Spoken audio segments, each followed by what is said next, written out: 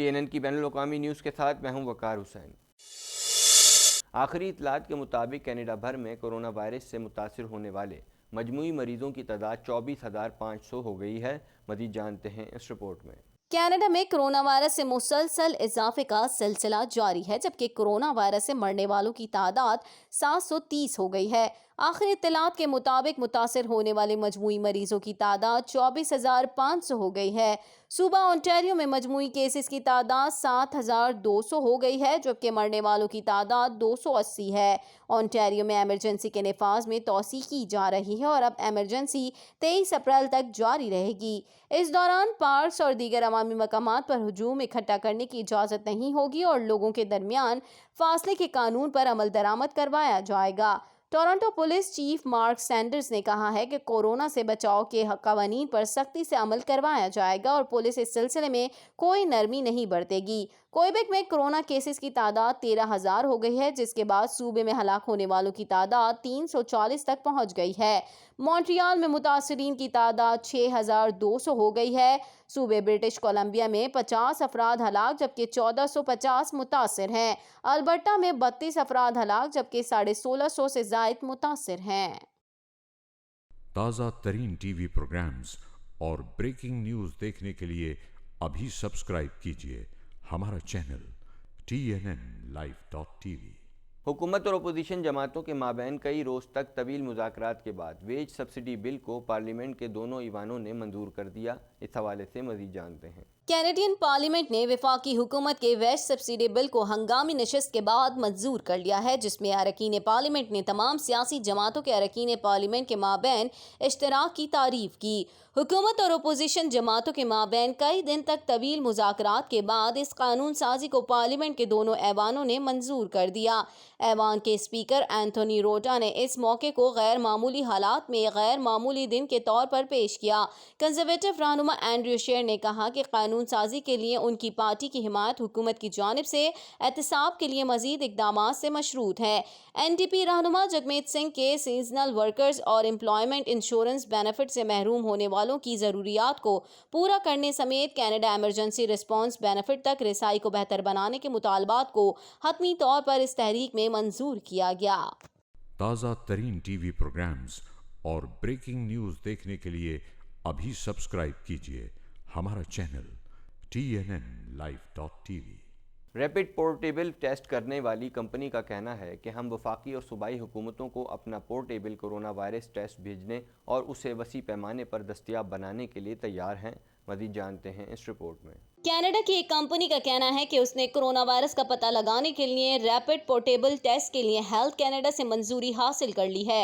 Ottawa کی Spartan bio science نے ایک نیوز ریلیز میں کہا ہے کہ وفاقی حکومت کی منظوری کا مطلب ہے کہ اب اس کے ٹیسٹ وفاقی اور صوبائی حکومت کے شراکت داروں کے لیے فوری طور پر شروع ہو سکتے ہیں۔ کمپنی کے CEO کا کہنا تھا کہ ہم وفاقی اور صوبائی حکومتوں کو اپنا پورٹیبل کرونا وائرس ٹیسٹ بھیجنے اور اسے وسیع پیمانے پر دستیاب بنانے کے لیے تیار ہیں۔ البرٹا ہیلتھ سروسز کے ایک بیان کے مطابق اسپارٹن کے ٹیسٹ 1 گھنٹے سے بھی کم وقت میں نتائج فراہم کر سکتے ہیں، جبکہ اونٹاریو اور البرٹا دونوں کی حکومتوں نے اپنے صوبوں میں ٹیسٹنگ کی صلاحیت بڑھانے کے لیے کمپنی کا رخ کیا ہے۔ تازہ ترین ٹی وی پروگرامز اور بریکنگ نیوز دیکھنے کے لیے ابھی سبسکرائب کیجئے ہمارا چینل TNNLive.tv۔ کرونا وائرس سے بچ جانے والا شخص جو کوما میں چلا گیا تھا لوگوں کو متنبہ کر رہا ہے کہ آسانی سے پھیلنے والے کرونا وائرس سے سب کو بچنا چاہیے۔ مزید جانتے ہیں اس رپورٹ میں۔ کرونا وائرس سے بچ جانے والا ڈولرڈیز اورمو سے تعلق رکھنے والا شخص کوما میں چلا گیا تھا لوگوں کو متنبہ کر رہا ہے کہ آسانی سے پھیلنے والے کرونا وائرس سے سب کو بچنا چاہیے۔ ٹوڈ لیڈوک کہتے ہیں کہ سب کو جسمانی دوری کے اصولوں سمیت کرونا سے بچاؤ کے اصولوں کو اپنانا چاہیے۔ انہوں نے اپنی اس آزمائش کو زندگی کی سب سے مشکل چیز قرار دیا۔ انہوں نے بتایا کہ یہ سب کچھ ایک فیملی ممبر کی وجہ سے ہوا جسے نادانستہ طور پر انفیکشن ہوا تھا، جس کے بعد ان میں کرونا کی علامات ظاہر ہونا شروع ہو گئیں اور انہیں کئی دن تک تیز بخار رہا۔ ان کا کہنا تھا کہ مجھے تشویشناک حالت میں اسپتال منتقل کیا گیا، جس کے بعد میں کوما میں چلا گیا تھا۔ میری وجہ سے اہل خانہ دوست ساتھ کام کرنے والے متاثر ہوئے۔ لیڈوک کا مزید کہنا تھا کہ حکومت جو کچھ بھی کر رہی ہے ہماری زندگی بچانے کے لیے کر رہی ہے، ہمیں حکومتی ہدایات پر عمل کرنا ہوگا۔ تازہ ترین ٹی وی پروگرامز اور بریکنگ نیوز دیکھنے کے لیے अभी सब्सक्राइब कीजिए हमारा चैनल TNNlive.tv। मॉन्ट्रियल और क्यूबेक की पुलिस की जानिब से इंडोर या आउटडोर लोगों का इज्तिमा करने वालों को $1000 जुर्माने का सामना करना पड़ सकता है। इस हवाले से मज़ीद जानते हैं।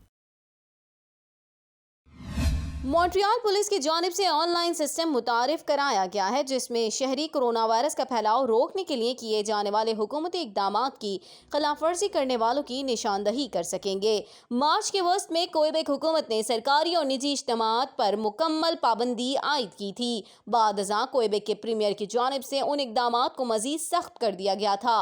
मॉन्ट्रियल और क्वेबेक की पुलिस की जानिब से इंडोर या आउटडोर लोगों का इज्तिमा करने वालों को $1000 जुर्माने का सामना करना पड़ सकता है।